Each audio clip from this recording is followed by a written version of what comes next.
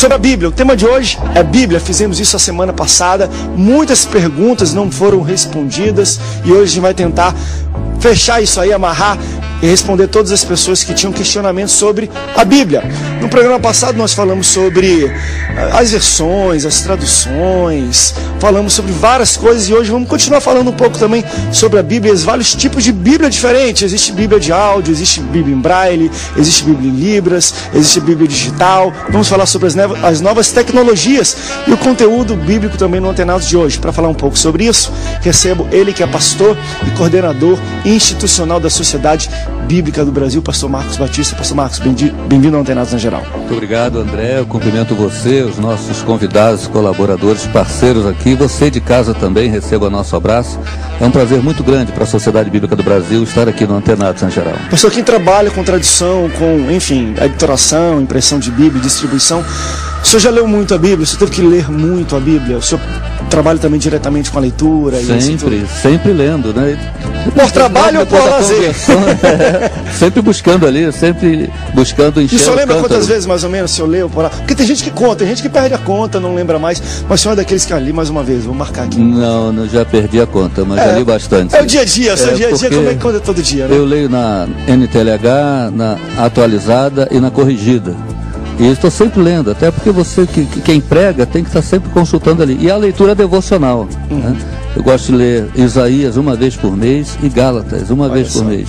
E todo ano eu leio. Isso já tem uns 19 anos que eu faço isso.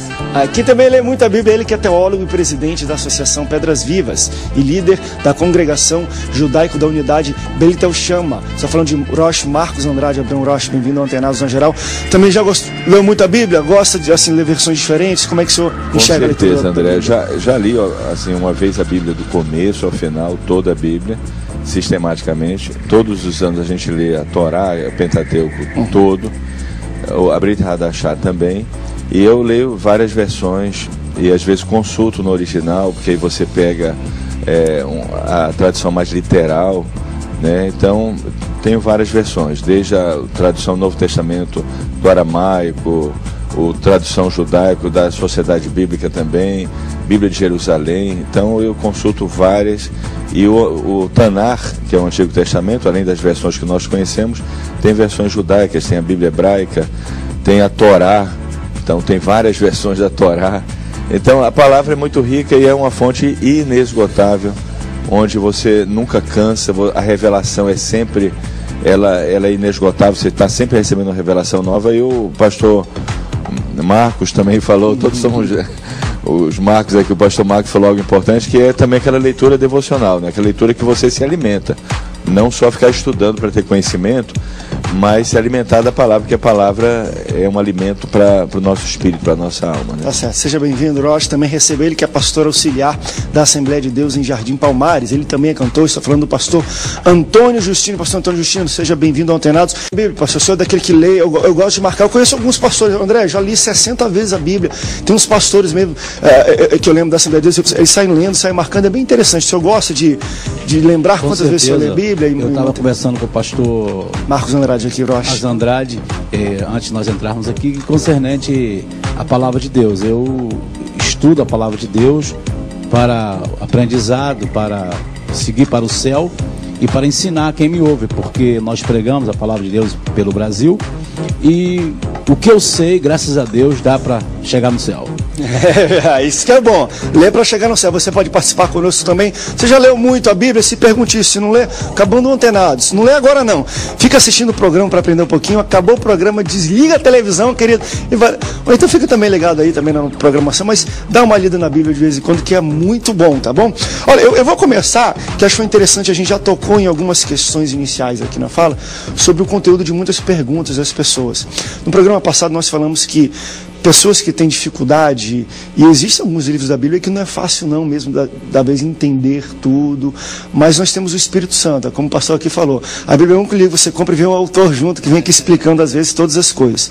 Porém, existem muitas pessoas que querem se aprofundar mais na leitura bíblica, no entendimento bíblico, E antes, vamos dizer assim, de propriamente ler a Bíblia, se preparam para ler a Bíblia. Às vezes faz um curso de hebraico, um curso de grego, ou qualquer outra coisa, ou compra uma Bíblia que vem metade. E eu queria saber um pouco dos pastores sobre isso.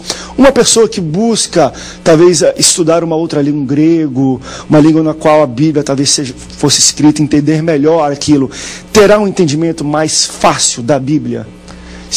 André, eu sei grego, estou estudando grego, isso abre mais a mente da pessoa quando ela vai ler a Bíblia ou não? Se ela quiser comparar e realmente ir na etimologia de cada palavra. André, eu acho que na medida que você quer se aprofundar no conhecimento da palavra e você quer entender alguns autores, você tem que entender algumas coisas. Por exemplo, você quer entender plenamente Paulo, você tem que entender um pouco de judaísmo. Pedro até fala isso na última carta dele, que tem pessoas distorcendo as palavras de Paulo, porque são indoutos. Indoutos assim não conhecem a cultura judaica, e Paulo, ele foi educado aos pés de Gamaliel. Então é preciso realmente conhecer um pouco da cultura para entender isso. Segundo, uma coisa que eu acho importante as pessoas saberem, algumas pessoas ficam preocupadas, mas será que tem algum erro? Será que tem alguma coisa para ser corrigida? Tem, mas isso não anula a Bíblia. As pessoas ficam preocupadas, se eu encontrar um erro, então a Bíblia está toda errada. Não, não está toda errada. A Bíblia contém a mensagem divina. E pode haver um erro, e pode haver algo que alguém traduziu tendenciosamente, que pode ser corrigido. Isso não vai anular a Bíblia. Um texto que eu vejo que é interpretado, porque teve uma hora que um escriba chegou para Yeshua e falou: Rabino, qual é o maior de todos os mandamentos? Aí está em Marcos, se eu não me engano, 12:29. Aí Yeshua fala: ouve Israel, o Eterno é nosso Deus, o Eterno é um. Aí você vai olhar em muitas Bíblias, não está um, está único. Por quê? Porque um é um conceito de unidade do Eterno. Aí mexe um pouco com a questão do Deus Trino. Isso. Aí que é complicado. Mas a gente já teve muitos debates sobre isso. Vamos mexer um pouco. Mas aí o que acontece? Aí você vai no grego. Grego, único é monos. E ali não é monos, ali é eis. Eis é um. Aí você vai ver as traduções, está escrito único. Isso, assim, eu tenho uma crítica com relação a isso. Porque eu acho assim, tem que ser fiel ao texto bíblico. Se está lá em grego, um, é um. Se está único, é único. Aí você vai encontrar outras contradições assim. Você vai ver o batismo em nome do Pai, do Filho e do Espírito Santo. Mas isso não acontece no livro de Atos, em nenhum lugar. Eu acho sério isso, porque se os apóstolos batizaram em nome do Messias, né, a gente chama Yeshua, mas se batizarem em nome dele, porque você tem uma fórmula em Mateus que é diferente da fórmula dos apóstolos. Aí você vai estudar a história e você vai ver que esse texto não estava nos originais. Nos originais ele falou: batizar em meu nome. A própria Bíblia de Jerusalém, porque a Igreja Católica ela mexeu muito na Bíblia, nos manuscritos, eles confessam que esse texto foi enxertado depois. Então eu acho que a gente não pode, assim, hoje, passar por cima disso, não. Nós temos que trazer isso à tona, questionar e prezar pela verdade. Yeshua fez um sacrifício doloroso, extremamente difícil, para trazer uma mensagem, uma revelação. Antes dele, outros homens deram a vida. Então a gente não pode não questionar, a gente tem que exigir, buscar a verdade dos fatos. Afinal de contas, custou a vida de muitas pessoas. Que é uma coisa interessante de levantar, e acho que muita gente no Brasil inteiro deve estar assistindo a gente, e o que nós estamos debatendo aqui, porque às vezes as pessoas não têm acesso também a esse tipo de ensino para se aprofundar mais na Bíblia. Isso é para quem quer também, não estou falando, olha, para você entender a Bíblia e tudo. Talvez uma pessoa que nunca teve até tanta educação, só aprendeu a ler, consegue entender muito bem a Bíblia, como falou o pastor Justino aqui. André, eu entendo e eu vou para o céu. Pelo que eu entendo, já vou para o céu. Isso já é o bastante. E acho que o pastor Marcos falou também. André, pode ter algum equívoco aqui de tradução, a questão cultural, que também, eu quero perguntar do pastor Marcos, vim para esse lado aqui, às vezes nós interpretamos alguns fatos, algumas coisas que a Bíblia descreve de modo errado, por falta desse conhecimento da cultura, ou até da língua na qual foi escrito originalmente. Bem, e o trabalho do tradutor para tentar pegar isso e trazer para a nossa cultura, isso passa por isso também, né? É uma dificuldade. Agora é um trabalho de muita dedicação pela Sociedade Bíblica do Brasil. Inclusive, se você de casa tiver dúvidas, você pode mandar um e-mail, André, para tradução@sbb.org.br ou entre no site www.sbb.org.br e a equipe de tradução vai responder quaisquer perguntas. Olha que legal. Sabe, para você não ficar na mão. Agora, do ponto de vista mais prático também, devocional, a pessoa que quer ler e entender a Bíblia, você tem uma ideia, lá na Grécia, eles estão traduzindo a Bíblia para o grego, porque essa geração já não entende aquele grego lá. Agora, se você quer fazer uma exegese, se você é pregador, você é pesquisador, sim, vá aos originais, vá na língua mãe e na cultura do povo. Não basta você saber o original, você tem que saber também a cultura. Você vê aqui o nosso irmão tem um CD nordestino, tem muita coisa no Nordeste que no sul do Brasil, no mesmo país, ninguém vai entender. As culturas fazem muita diferença também. Jesus na Galileia conta as parábolas usando a linguagem do mar, a pesca, a rede. Aí quando ele vem para a Judéia, conta as mesmas, ensina as mesmas coisas contando parábola de grão, de semeadura, de lavoura, porque os caras de lá de baixo não iam saber nada de pescaria, saber muito pouco, né? Seria improdutivo chegar lá e contar uma parábola de uma pescaria lá numa comunidade de lavradores. Então, conhecer a cultura também é muito importante. Do ponto de vista da SBB, como que ela tem facilitado isso? As traduções, eu acho que você deve começar, você de casa, você quer começar a desenvolver o hábito da leitura da Bíblia, a nova tradução na linguagem de hoje. Comece com coisas mais fáceis, uma leitura mais próxima de você. E, dependendo da igreja que você frequenta, tem a versão atualizada e a versão corrigida também. Essas três, a SBB responde por elas. E no site, e nesse e-mail que eu citei, você pode tirar suas dúvidas. Agora, como você tinha perguntado aqui também, essa questão de existem equívocos. Existem coisas que até parecem equívocos. Consulte lá. Agora, não é isso que tem que emperrar o seu entendimento. Até porque essa questão também de você ler a Bíblia muitas vezes, você sempre vai ler a primeira vez, porque a Bíblia é um livro vivo. Não, quantas vezes a gente conversando aqui, André, você já viu aquele versículo? Acho que o Rocha veio com um versículo que falou de Coríntios. Eu falei, eu talvez até tenha lido e passado por ele, mas eu não tive talvez esse entendimento que tem aqui por várias questões culturais. Então, isso também é interessante. Ali uma vez a Bíblia, acabei como se fosse uma novela, um livro que eu li e entendi. Toda vez que você lê a Bíblia, tem uma coisa nova ali. E todo pregador, ele tem que ouvir outro pregador também. Né? Eu fui a uma igreja, eu sentei lá, eu disse, bom, eu ia dar uma palavra pela SBB, eu sentei no auditório, e o pastor da igreja falou, não, venha para o púlpito. E o pregador pregou sobre o Salmo 23. Na primeira, assim que ele lê o texto, a primeira coisa que vem à sua mente, falou assim, já ouvi tanta mensagem do Salmo 23, você não é nenhum julgamento, você fica ali já esperando o que vai dizer. Ele disse coisas que eu falei, rapaz, nunca pensei nisso. Sabe aquela coisa de você falar, eu queria ter pregado essa mensagem? Um livro vivo e um salmo que as crianças já aprendem a decorar, né? Quando você quer ensinar um filho a decorar a Bíblia, começa um Salmo 23, né? É verdade. Olha, a gente vai para um rápido break, depois eu quero voltar e vou perguntar para o pastor Antônio Justinho também sobre a questão do filho dele. O filho dele é pregador, bom. E eu quero falar um pouco sobre essa questão de como é que a gente adapta para as crianças, como é que é uma boa iniciação. Na internet, um internauta falou o seguinte, André, eu já vi a Bíblia em quadrinhos, já vi a Bíblia em mangá, que é tipo um desenho meio asiático, bem interessante. Acho muito legal a adaptação de histórias da Bíblia, ou da Bíblia mesmo, para crianças, pois elas já começam a aprender desde pequenas e gostar da palavra de Deus. Digam-me, sei que nós evangélicos temos um trabalho forte com crianças, iniciação, escola dominical e tudo mais, para que aprendam a palavra de Deus desde cedo. Existe uma idade média para uma criança realmente começar a entender a Bíblia?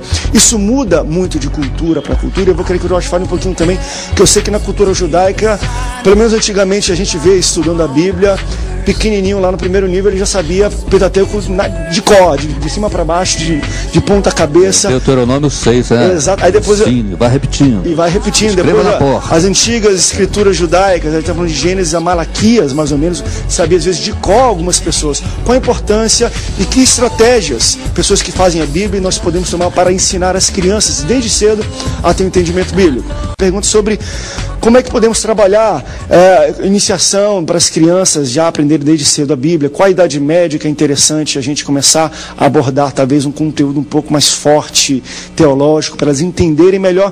Mas eu quis falar com o pastor Justino porque eu vi aqui no CD dele que o filho dele, missionário, já veio aqui pregador. Como é que foi? Desde cedo o senhor começou a ler a Bíblia, ler a Bíblia. Eu tenho tomara que o senhor não seja como um diácono, pai de amigo meu, que eu lembro que eu ia para casa dele, e ele falou assim, ó, tá de castigo, vai ler 10 capítulos da Bíblia e fazer resumo. O castigo dele era ler a Bíblia. Eu falei, gente, será que ele vai crescer com raiva da Bíblia se o castigo dele é ler a Bíblia e fazer resumo? Mas como é que ele iniciou, hoje é pregador, mas ele lê a Bíblia e tudo mais, e é novo. Qual a idade dele?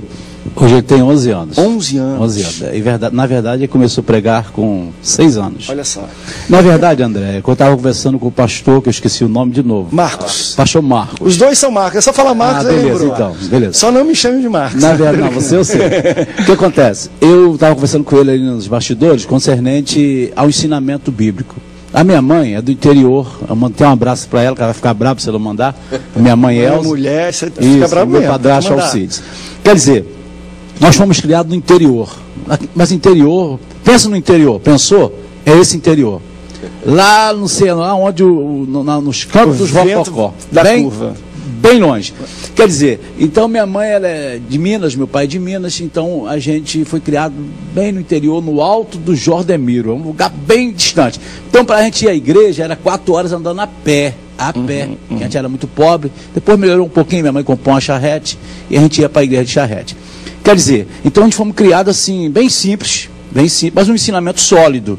Jesus é o caminho, a verdade e a vida, esses versículos básicos, mas que nos livra às vezes até da morte. Eu fui criado no interior, vim para cá para o Rio com 12 anos, e chegando aqui eu me envolvi com drogas, me envolvi com maconha, brisola, essas coisas, tenho umas 20 tatuagens no corpo, e eu fui parar nos piores lugares aí do Rio de Janeiro, fui funkeiro, entendeu? Dançava funk. E hoje nordestino. E hoje, hoje a gente buscou as origens. Quer dizer, E eu, na verdade, a minha mãe me criou, o Jesus é o caminho, a verdade e a vida, é Ele que vai nos buscar para levar para o céu. Aquele ensinamento básico, aquele basicão. Simples, mas uma coisa forte, sólida. Sim. O que acontece? Então, a minha mãe ensinou a gente e eu me desviei. Com 13, 14 anos, não quis mais saber de igreja. Não quis mais ir para a igreja.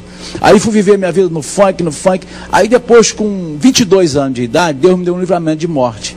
Aí eu pensei num versículo da Bíblia que a minha mãe sempre falava, o Salmo 91, verso 7, 1000 cairão ao teu lado, 10.000 ao teu direito, mas tu não serás atingido. E esse versículo eu pratiquei ali na íntegra. Eu estava ali para ser morto, o cara ia me matar, e eu falava para Deus, Deus, se o Senhor me livrar daqui, e se o Senhor mesmo é o Deus da minha mãe, aquele versículo que ela sempre falava para mim, que 1000 cairão ao teu lado, 10.000 à tua direita, mas tu não serás atingido. E eu botei isso na minha mente, André. E fiquei ali ligado com Deus, e o cara, vamos matar. E eu ligado com Deus, e falava, Deus, com a minha pequenez, mas eu creio no Senhor, eu sei que o Senhor é o Deus da minha mãe. Se o Senhor me livrar desse momento tão cruel, não deixar eu descer a sepultura, eu vou ser um pregador. Vou ser um pregador do Evangelho. E Deus me livrou. Já estou com 22 anos que voltei para a casa do Senhor. E o meu filho, eu ensinei o que a minha mãe me ensina, e o básico da Bíblia, que eu não tenho muito conhecimento devido a onde eu fui criado. Então, você estava falando aí, eu estava... Na verdade, Deus chamou uns para doutores, chamou para mestre, chamou para... Quer dizer, então, se você foi chamado para mestre, você tem que realmente se pôr como mestre, ensinar como mestre. E quem está te ouvindo, ele vai te ouvir e quer dizer, ter, na verdade, um conhecimento que está vindo de um mestre. Agora, na verdade, eu prego nos interiores. Eu tenho lugar que eu vou que o pastor lê a Bíblia de cabeça para baixo. Eu conheço pastores não lê, na verdade, não lê. Que são analfabetos. Eu conheço pastores que são analfabetos, não sabem ler nem escrever, são pastores de igrejas abençoadas. Com certeza. Por isso a gente fala, a Bíblia não é só letra. Ela não é, a Bíblia princípios, é verdade, o Espírito Santo vai muito além de tudo que a gente possa botar em palavras, e acho que isso é muito interessante. É verdade. E acho que o Brasil inteiro está assistindo a gente aqui, e é uma coisa que você conversando com umas pessoas ou outra, acho que isso é muito latente, que o ensinamento que uma pessoa tem quando ela é criança, ela nunca vai esquecer. Talvez quando ela nunca teve contato, aos 30, 40 anos, está de família formada, vai na igreja, entra, vê um pastor pregar, uma coisa. Se ela nasceu na igreja e aos 10, sei lá, 15, 13, 18 anos, desviou, quando ela tiver aos 40, se estiver longe ainda, ela vai lembrar daqueles ensinamentos, daqueles desenhinhos. E eu estou até com um livro aqui da Sociedade Bíblica, que o pastor Marcos trouxe aqui, que esse aqui é o tipo daqueles livros, isso aqui é para criança, a gente está falando de ensinamento para criança, que se você der para uma criança, quando ela tiver 30 anos, e ela voltar um dia, achar o livro, ela ver esse desenho, ela vai lembrar. Tem várias coisas de desenhos de livros, de antigamente, quando eu era criancinha, que eu olho hoje e falo, gente, isso me remeteu à escola bíblica dominical. Eu lembro que eu tinha colocado aqui naquele flanelógrafo, que fala, né?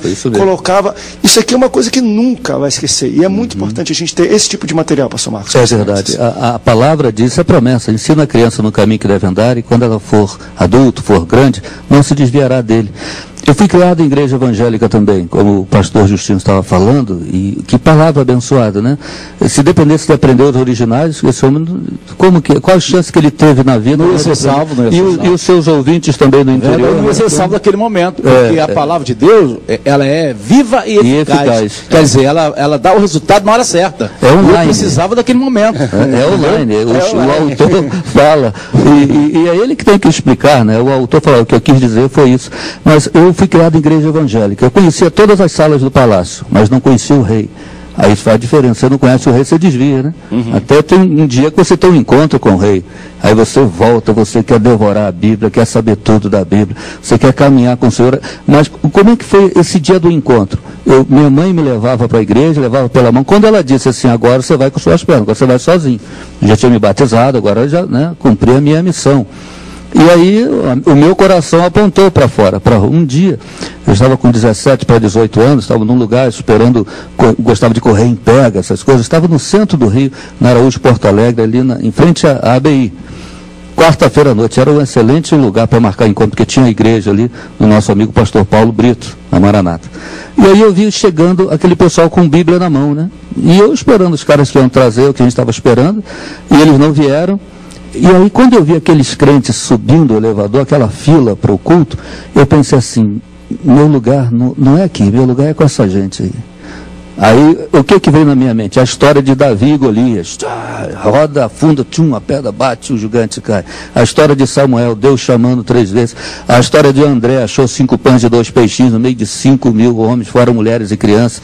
E as histórias que foram vindo. Parecia uma televisão à minha mente. Se saía uma história, entrava um comercial, entrava outro.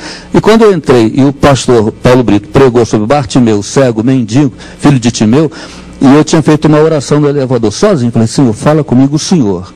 Não quero que ninguém fale, mas o Senhor, eu quero voltar a te ver como eu te via no passado, quando eu era criança, quando minha mãe me levava.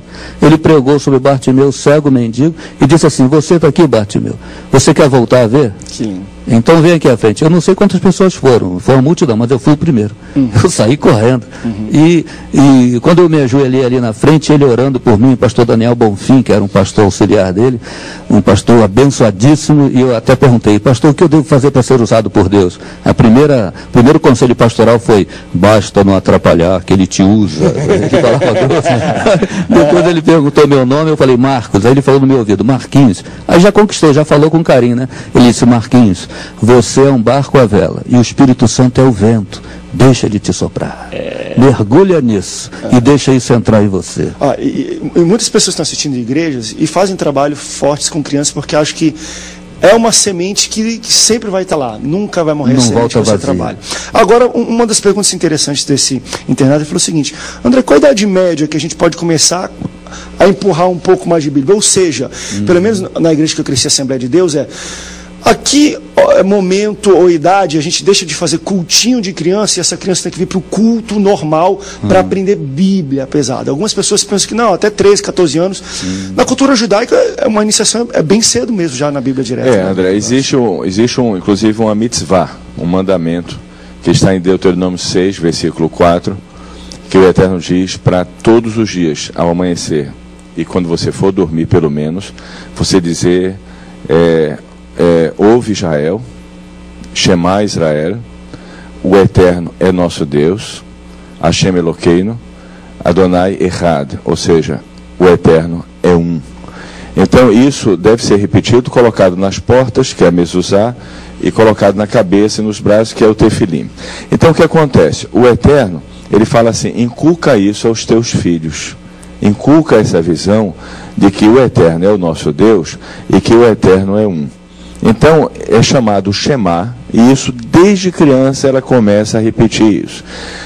Qual a importância de tudo isso? Segundo os rabinos, quando o Eterno resolveu dar a Torá, o Pentateuco, a lei, os princípios ao povo judeu, pediu uma garantia.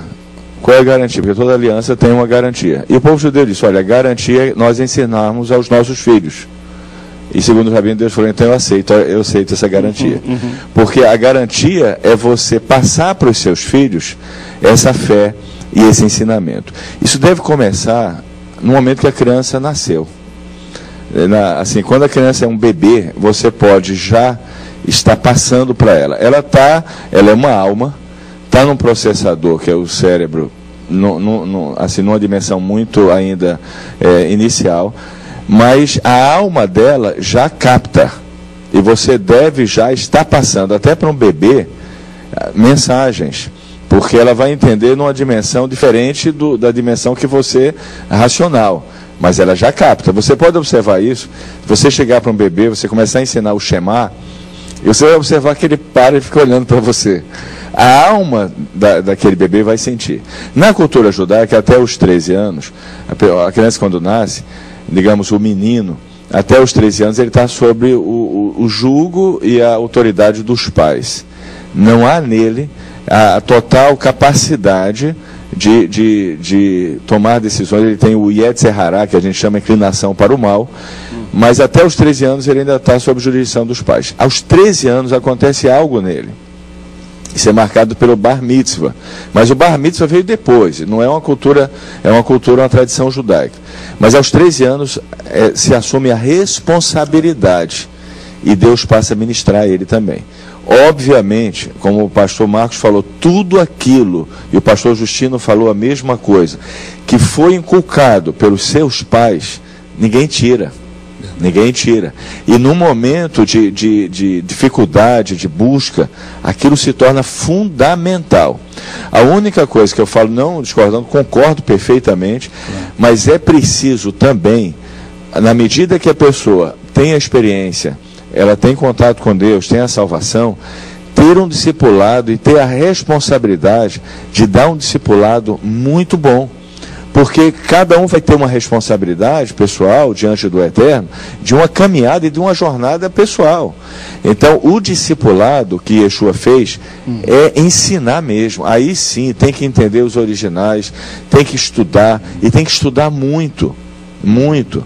Porque você está lidando com a eternidade, com o reino dos céus. A gente vai para vamos para um rápido intervalo, daqui a pouco a gente volta, estourou 2 minutos. Na volta vamos falar mais ainda sobre a Bíblia. Tem perguntas aqui, por exemplo, sobre direitos autorais. Tem pergunta aqui falando sobre o preço da Bíblia. André, tá caro aqui onde eu moro. Como é que é esse negócio? Como é que se dá um valor da Bíblia? Como é que se vende muito caro a Bíblia? Aqui eu não tenho muito acesso. Nós vamos falar sobre isso no próximo bloco. Tem muitas perguntas interessantes vindas dos internautas, mas antes disso o pastor Justino estava falando sobre o filho dele. Como é que foi? Porque hoje ele prega, desde novinho ele já prega, mas como foi que ele aprendeu a Bíblia? É verdade. O senhor teve um ensinamento bem simples, como a gente viu, mas ele já, desde cedo, o senhor... Lê a Bíblia aí, garotão. Não, eu leio com ele. Na verdade, eu prego nas igrejas. Na época ele ia comigo, muito comigo.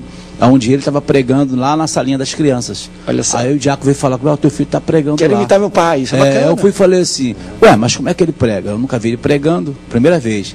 Aí depois no carro, eu conversando com ele, meu filho, está pregando? Pai, estou copiando o senhor. Aí virou pregador.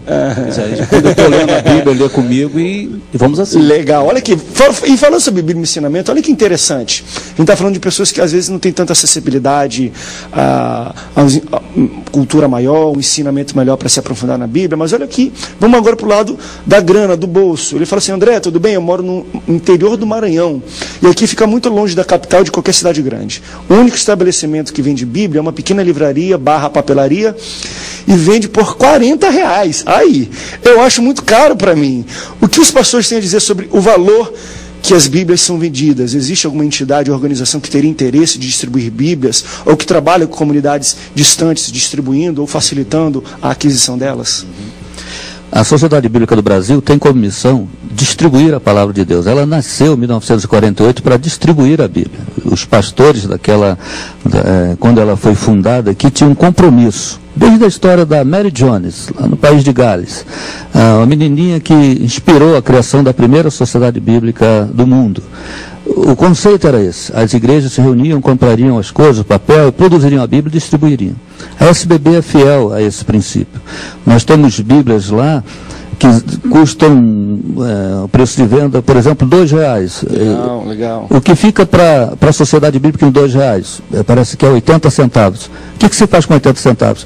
Você fabrica uma página da Bíblia em Braille, que é distribuída gratuitamente. No último ano fiscal, a SBB, por ter essa gráfica poderosa, né, produz uma Bíblia a cada 3 segundos. 1, 2, 3, uma Bíblia. 1, 2, 3, outra Bíblia. A SBB vendeu 6 milhões de Bíblias. Nenhuma outra sociedade bíblica no mundo vendeu mais do que a Sociedade Bíblica do Brasil. Mas o que me deixa mais entusiasmado não é esse número. É que no mesmo período em que ela distribuiu 6 milhões, que ela vendeu 6 milhões de Bíblias, ela distribuiu gratuitamente 60 milhões de Bíblias. Então as Bíblias nos presídios, as Bíblias nos hospitais, as Bíblias nas comunidades terapêuticas, as Bíblias na situação de emergência, nas últimas chuvas no Rio de Janeiro, a sociedade civil recolheu 20 mil cestas básicas. Em cada cesta básica foi uma Bíblia. E é a distribuição gratuita. A Bíblia na língua do índio. Alimento para o corpo e para o espírito. Para o espírito, se claro, vai alimento para o corpo, vai do espírito. Porque esse é o trabalho da Sociedade Bíblica. Ela não existe para vender, ela vende para distribuir. Porque as Bíblias de R$40, por exemplo, foram citadas, normalmente são Bíblias de estudos, em que nós temos que pagar royalties ao autor dos comentários. O texto bíblico nós cedemos. Então, essas Bíblias que custam R$40, às vezes também material de couro, o próprio material em si é caro. A produção dessa Bíblia, né? O que está em torno. Agora, o que vem para a Sociedade Bíblica do Brasil, aí com isto, ela fabrica a Bíblia de R$6,90, que é aquela que fica no banco para o visitante usar, as Bíblias menores, as Bíblias que vão para a ação social. Então é muito relativo essa questão do preço, né? Nós lançamos um material acadêmico que é a Torá, né? A interlinear, comentado. Isso tem um público-alvo, né? O Marcos conhece bem esse material aí. Então, agora, quando a SBB entra em qualquer ação social, os nossos programas Luz no Brasil, tem um barco Luz na Amazônia, tem um caminhão Luz no Nordeste, um ônibus ambulatório Luz no Sul e no Rio de Janeiro, a Bíblia Luz na no prática. Sudeste. A Bíblia rapaz, era uma coisa assim, ela andando, passeando pelas páginas da Bíblia, né? O bom samaritano. A pessoa recebe a consulta médica, a receita médica e uma Bíblia. Vai à saúde do corpo. Quero da saber alma. a opinião dos pastores. Olha, cada vez mais, aqui o internauta pergunta, André, cada vez mais estão produzindo novelas, seriados e filmes sobre personagens ou histórias bíblicas. O que os pastores acham disso? É proveitoso? Ou eles temem porque as pessoas, na maioria, não leem a Bíblia e vão acreditar na história como é contada no cinema ou na televisão? Isso está acontecendo até no Brasil, tem televisões. Eu acho um barato. Eu que trabalho com televisão acho muito legal. Porém, para se criar, às vezes, também uma atração, o cara bota um romance ali no meio que não existe. Existem algumas questões meio complicadas nisso tudo, mas como é que vocês veem essa questão das produções de Hollywood, das televisões, pegarem a Bíblia como roteiro? Eu acho interessante, e tem sido feito isso, né? Até recentemente foi feito aqui no Brasil também esse tipo de trabalho. Eu acho muito bom. Agora, eu só acharia que a pessoa, o produtor, devia ter sempre a responsabilidade de consultar. Obviamente, se você vai tratar de um episódio do Tanar, que é conhecido como Antigo Testamento, não custa nada consultar os rabinos, que são estudiosos disso, que vão dar algumas orientações. Aí você vai colocar um sacerdote com cabelo grande. Ele não é nazireu, ele não pode ter cabelo grande. Não, aí você bota umas coisas que então, destoam. Gente, fica ligado que isso é mesmo. Aí destoa muito. Né? Você vai botar um sacerdote cabeludo. Né? Então, assim, mas Samuel tinha cabelo grande, mas tinha o voto nazireu. Sansão mas tinha o voto nazireu. Bota um Jesus de olho azul, louro, cabelo sedosos, né? Bota o Yeshua, que na verdade não é ele. Que eu vi, uma vez eu trouxe uma revista mais ou menos, que tinha mais ou menos como seria. Então eu só acho assim, você vai mexer com algo do Tanar, tudo bem, vai mexer algo do Novo Testamento, da Brit Hadashah, consulta pessoas que são especialistas, porque aquilo vai chegar, né, na casa de milhões de pessoas. E muita gente, você falou, é verdade, não lê. Toma aquilo com verdade. E aí, mais na frente, fala, não, porque eu estou de cabelo grande, porque eu sumo sacerdote. Uma vez uma pessoa falou, vem cá, eu quero colocar um brinco aqui, porque eu vi na Bíblia. Eu falei, isso aí, você viu na Bíblia, isso é um escravo, que deixa de ser escravo e quer continuar sendo escravo. Aí coloca assim um brinco na orelha, um brinco grande, mas isso não é bom, porque o Eterno, Deus não quer que você continue sendo escravo. Então você colocar você está dizendo que você é escravo, voluntariamente. O outro quer colocar uma tatuagem, mas está escrito que não deve se colocar marcas no corpo. Então é importante a gente ter a Bíblia como referencial. Que nem uma vez uma irmã chegou. Qual é o nome da sua filha? Jezabel. Estava na Bíblia, nome bíblico. Pelo amor de Deus. Não faça isso. Olha aqui, deixa eu pôr uma próxima pergunta que é muito interessante também. E aí, você também pode tocar rapidinho nesse assunto. Estou tentando acelerar, que tem muita pergunta para responder aqui, mas esse foi importante porque eu acho que o Rocha tocou nessa questão também de estar no Antigo Testamento. Ele falou o seguinte: olha, um rapaz aqui, André, sou pastor auxiliar e o meu pastor principal puxou minha orelha quando eu fui dirigir um culto e usei o termo Velho Testamento. Ele diz que o correto é Antigo Testamento. Não é a mesma coisa? Existe um modo certo de falar? E Antigo é Velho Testamento? Mesma coisa, né? Vai muito para Olha, eu não uso... Não é velho, porque não é velho. Isso aqui é novo, é antigo. Olha, eu não uso esse termo, porque eu acho um pouco pejorativo. Eu acho assim, o termo seria Primeira Aliança e Nova Aliança. Para nós, uma não anula a outra. As alianças não são anuladas quando chega uma nova. Complementa, tanto que em Hebreus 8, talvez 8 a 10... Não é velho ou novo, antigo e novo. Eu diria primeira aliança, segunda aliança, nova aliança. A nova aliança internaliza a primeira no coração, está em Hebreus 8, 8 a 10, Jeremias 31, 31 a 33. Então, mas é uma questão de não usar velho como uma coisa que acabou, que não presta mais, que não se usa mais, porque dá essa conotação, né? Pois é, mas o próprio Jesus diz: o reino de Deus é como um chefe de família que tira de um baú coisas novas e velhas. Ele não tinha essa dificuldade, não era coisa pejorativa, é não removar os marcos antigos. Talvez a questão da nossa linguagem hoje, né? De velho, a gente nem gosta de chamar uma pessoa de velho, chama de ancião, porque velho é pejorativo. Por exemplo, a versão antiga, o amor era caridade. Aí depois, na versão revista atualizada, a SBV colocou a palavra amor mesmo, porque a caridade já tinha tomado um outro sentido, né? O homem não fala para a mulher: eu vou casar com você por caridade. Não tem nada de romântico nisso, né? Que mudou a palavra. Mudou a palavra. Mas aqui até o Antigo Testamento, né? É o Antigo Testamento. É usado muito na... Agora é interessante, se você vai já para o conceito judaico, caridade é de sedacar. Já é outro sentido, é fazer justiça. Então, não é só uma esmola. É assim, cada termo vai tomando uma forma, né? Mas aí o pastor puxou a orelha dele ali por causa disso. O senhor queria falar, acho que, sobre a questão do filme, das novelas. Exatamente. Gosta? É proveitoso? É bom proveitoso, isso? Desde que haja um trabalho de pesquisa, que a produção faça esse levantamento de pesquisa para não cometer essas gafes, não ensinar errado. Daqui a pouco o pessoal vai estar dizendo aí: a Bíblia diz, aí faz por onde que eu te ajudarei. E essas coisas que não diz, eu estou só repetindo. A Bíblia diz: é melhor um pássaro na mão do que dois voando. Né? Aí vai essa coisa, né? Porque contar a história para elucidar a Bíblia, Jesus já fazia isso, né? O que são as parábolas? O pessoal ficava vendo o filme, imagina ele contando uma história, o pessoal ficava assim olhando para o vento, né? Ninguém conhecia nada do Antigo Testamento, do Velho Testamento, ninguém conhecia nada das leis judaicas, eram galileus, outros eram cidadãos estrangeiros, e aí Jesus contava historinha, e o cara ia vendo o filme, então ele queria ensinar os princípios, que são eternos, né? Então, fazer o filme, fazer historinha, isso é claro, toda a mídia tem que ser ocupada pela palavra de Deus. Agora, o problema é quando não se faz a pesquisa e se passa coisa errada, né? Só um ponto sobre, na verdade, a questão da parábola também é um costume judaico. Existe tem livros de parábolas judaicos. Então, Yeshua fazia esse método, que até hoje é usado. E você tem, por exemplo, vários livros de parábolas, de rabinos. O apólogo lá de Jotão, né? Exato. O espinheiro aceita então, comandar a floresta. A parábola visa, porque os seguidores de Yeshua, na verdade, na época, eram judeus, né? Eles eram judeus. Ele só entrou em contato, na verdade, com duas pessoas que não eram judeus, era aquele centurião que era um prosélito e uma cananita.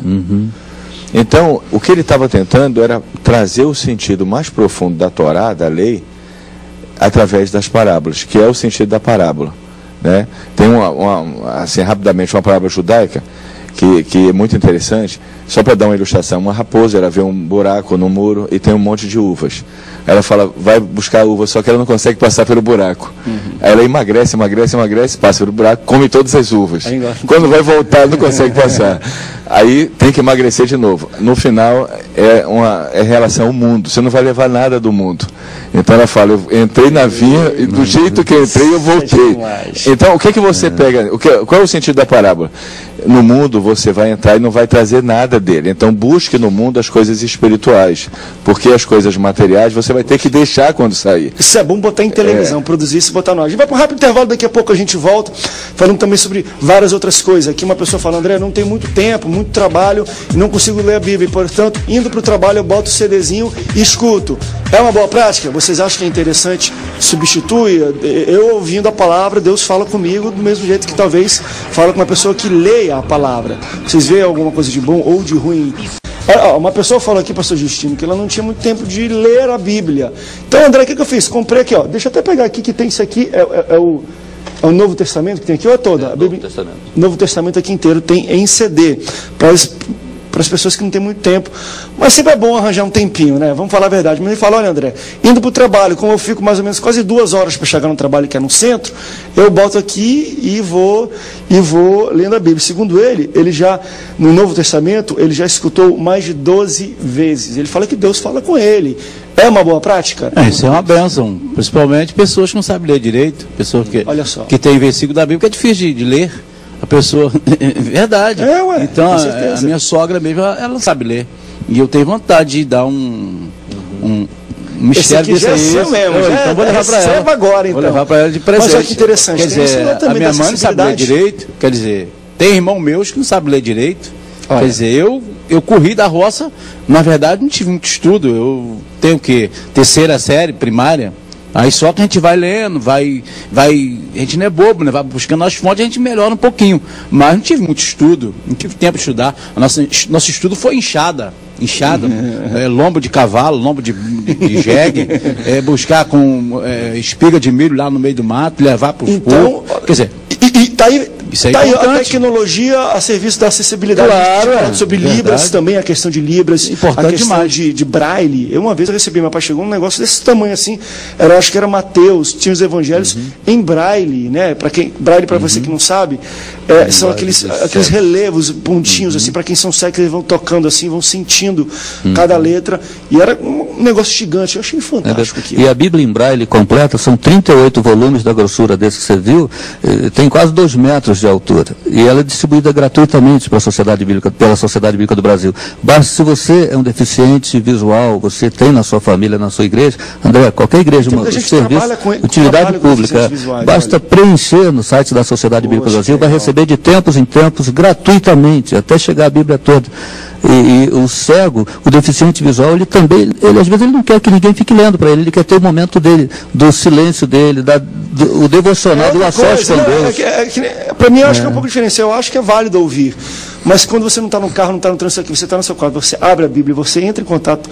Né? É a mesma coisa talvez de tocar na Bíblia. É um negócio. Uma vez eu fui fazer uma entrega de uma Bíblia em Braille, e era um menino de 19 anos. Né? A mãe dele disse, ele está aqui na capela, aqui na igreja, que tem uma igreja no condomínio, e era comum a todos, e ele estava lá no momento devocional.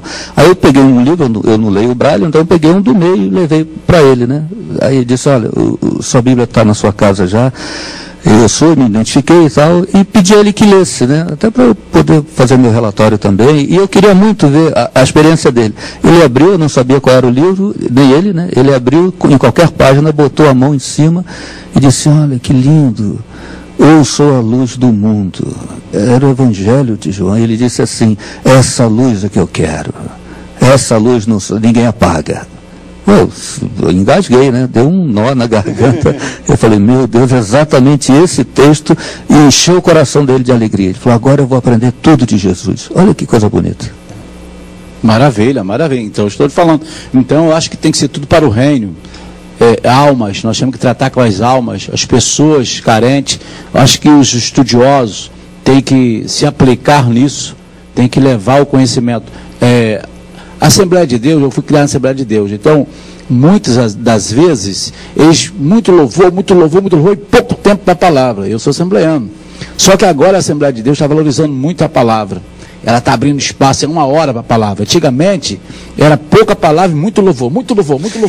Quer dizer, hoje não, hoje é palavra. Tem que ter a palavra. Não tem jeito. Estudar, ensinar os filhos, ensinar. Tem que ter conhecimentos, porque Jesus está voltando e a gente tem que saber para onde vai, e é real, o inferno é real, o céu é real. Quer dizer, então temos que ter conhecimento, temos que buscar conhecimento. É verdade. E eu estou buscando conhecimento. Agora, em termos de buscar conhecimento, deixa eu levantar uma coisa para a gente finalizar. Tem 5 minutos ainda, mas eu acho interessante. A gente está falando muito sobre a Bíblia, mas só nesses últimos 5 minutos a gente tentar conversar um pouco sobre o ensino dessa Bíblia, porque a gente está falando o seguinte: poxa, a Bíblia, eu vendo todo esse material, eu falo, poxa, como ela evoluiu, não evoluiu, mas acompanhou a tecnologia e a comunicação das pessoas. Tem Braille, tem Libras, tem CD, tem DVD, tem audiobook, tem digital, tem no iPhone, tem em todos os lugares. Mas eu não vejo também o ensino bíblico disso tudo, porque, claro, eu entendo que é fácil, as pessoas têm acesso à Bíblia e escutam, mas o que vocês acham sobre também a questão da evolução do ensino bíblico, de ter a questão de seminários, ensinos, também em Braille, também em audiobook, que a gente não vê muito isso também. A questão do ensino tem dois pontos, um pouco, eu diria, que a gente controvertido, né? Mas um dos pontos é o seguinte: é preciso, você não vai aprender se você não ler. Então não tem como você aprender por osmose, né? Então, na época de Neemias, ele determinou algo que alguns rabinos dizem que foi Moisés que fez isso. Ele dividiu a Torá em 54 porções. Então, todos os anos, em todas as sinagogas, se lê a Torá uma vez por ano, toda a Torá. Então se lê uma porção chamada Parashá. E no judaísmo, que tem o testemunho de Yeshua, se lê também parte da Brit Hadashah, que é o Novo Testamento. Essa leitura constante, o que ela traz? A verdade vai sendo captada cada vez numa dimensão mais profunda, e isso fortalece você. Como você explicar isso? Digamos que você está numa estrada, lá de longe você vislumbra uma paisagem. É o que é necessário para você ser salvo. Mas você precisa continuar caminhando. E cada vez mais nós vamos enxergando aquilo com mais nitidez. E isso é o conhecimento aprofundado da palavra. Para isso, aí é uma questão que eu acho que deveria ser revisto isso. Não como obrigação, mas o Eterno, ele deu o Shabat, que não é sábado, é sexta ao pôr do sol, ao sábado ao pôr do sol. Que é uma prática. Isso é uma prática que é sensacional, porque você tem um dia onde o Eterno determina uma lei de não trabalho para você estudar e buscar ele, que ele determinou. No terceiro século, surgiu a questão do domingo com Constantino. Né? Ele já tinha a guarda do domingo por uma questão religiosa dele, e hoje o domingo perdeu essa consistência que tinha no passado. O sábado é obrigatório para o judeu, não é obrigatório para o não-judeu. Então, a pessoa que tem o testemunho de Yeshua, ele não é obrigado a guardar o sábado, no sentido que ele vai perder a salvação. Isso não é bíblico. Mas ele tem essa opção. Eu tenho certeza absoluta que, na medida que é uma estratégia que o Eterno, foi a primeira lei, ele descansou no 7º dia, isso ajuda muito, porque nós passamos, por exemplo, o Shabat, a gente começa sexta-noite, a gente tem o serviço à noite, no sábado, passamos o dia todo, fica quase todo mundo, o pessoal leva comida, porque não pode esquentar a comida, fica até o pôr do sol do sábado, e ninguém quer sair. Né? Então é um dia que alimenta você sai dali realmente preparado e muito bem alimentado. É uma questão que tem que ser reavaliada. Eu cresci minha mãe e meu pai falando, vamos para a igreja domingo, porque domingo é o dia do Senhor. Tem que ter um dia separado para buscar Deus, para ir para a igreja, para parar também no dia a dia, que nem o nosso irmão falou, não tem um tempo para ler a Bíblia. Meu irmão, arranja um dia na tua semana para parar, na segunda, na terça, na quarta, no sábado, no domingo, para parar e ler a Bíblia e buscar mais a Deus.